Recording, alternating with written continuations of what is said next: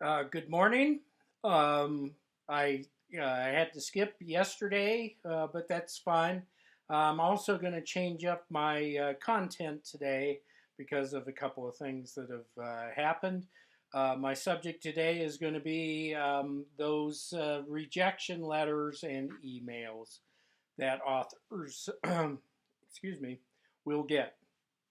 I received one today from the Adirondack Review, which is a very prestigious venue for people who write short stories. I write novels, I write short stories.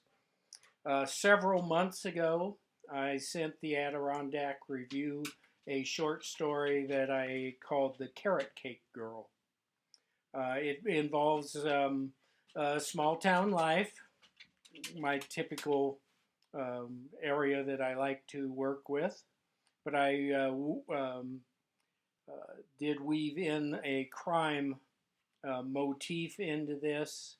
Um, and, I thought it was pretty good. Well, so did the people from the Adirondack Review. The problem was I was one of the last ones left on the cutting room floor.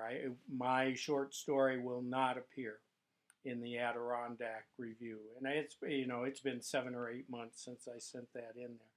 They said they loved it. They gave it serious review, but when it came down to making those final selections, Carrot Cake Girl just didn't have a place. And that happens. Trust me, the longer you are in this way of life, because being an author is a way of life, you're going to deal with more than your share of rejections. Um, One of the first writers' conferences I went to in Colorado Springs, the featured speaker was an author named John Hart, who is a marvelous writer. And I got several chances to sit down with John during the course of that conference. And one of the questions I asked him was, "What is the number one lesson that a fledgling author needs to learn?" And he just looked at me and goes, "Have a thick skin."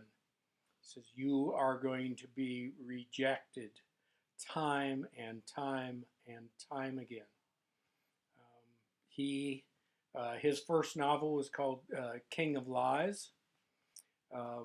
It's an excellent book. It's kind of rough um, in that it's a murder mystery, and some of the things that happen within the novel are kind of make you cringe. Um, but he said he had numerous rejection letters from various very good literary agents until finally one agent took a chance and took King of Lies under his wing. Well, King of Lies did pretty well for a guy who was rejected that often. It made the New York Times bestseller list. He followed that with novels called Downriver and The Last Child. Both of those novels won the Edgar Award as the best mystery of that year. He is the only author ever to win that in back to back years. He's followed that with Iron House, and next month he is going to release Redemption Road, which has an interesting story behind it. And when it comes time for that to come out, uh, I will tell you that story. But John's point is very true. I have just a few weeks ago I received another rejection notice for another novel, not my baseball novel, not or none, not my short story. And I have put a lot of work into that novel.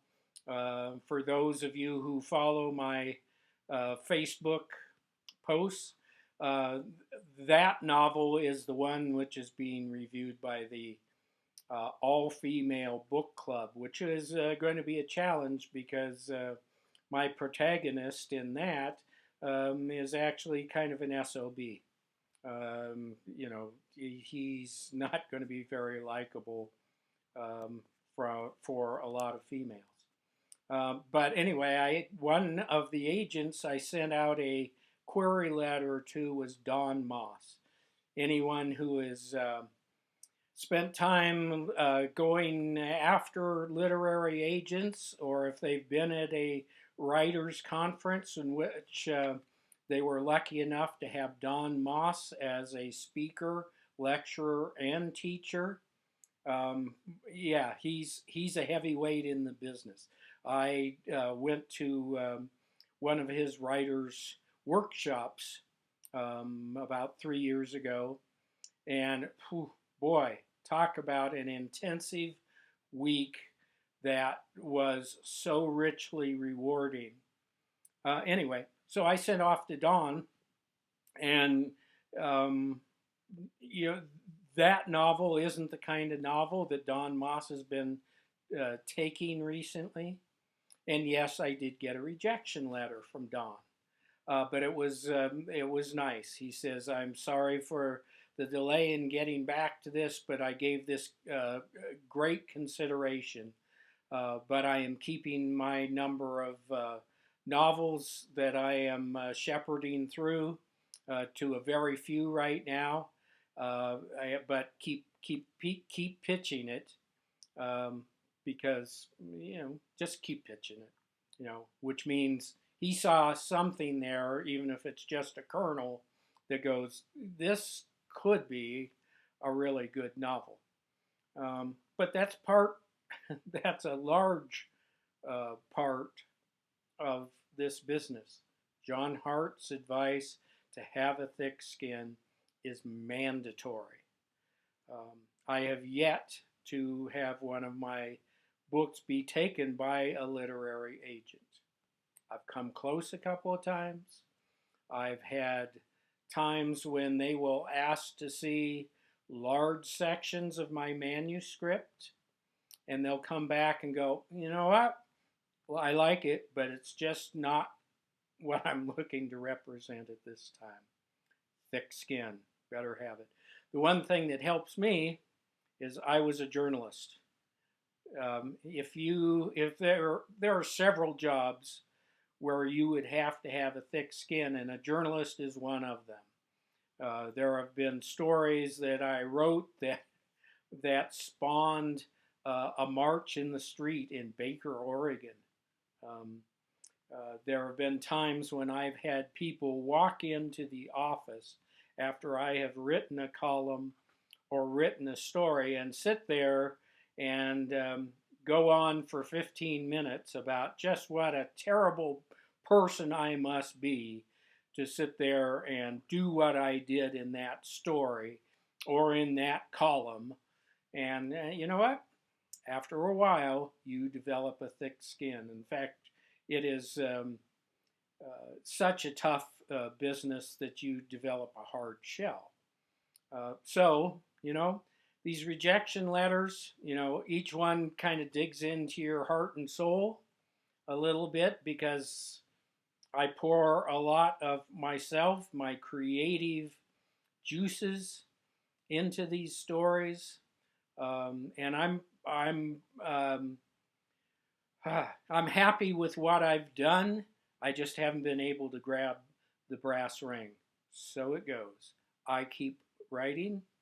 I will keep pitching. I'm actually going to take some time here in the next couple of days, maybe tweak my query letter, which is a whole another new talent that needs to be learned if you're going to be an aspiring author. And yeah, it's part of the business. It's part of life. I mean, let's face it. No matter which job you're in, that somewhere in there, your big ideas, your management style, something is going to rub someone the wrong way, and they are going to seek to reject you. Right. life goes on. It's good, and it's just part of it. You learn lessons, you pick yourself up, and I've got to answer the phone. So this is all for today. Talk to you tomorrow. Bye.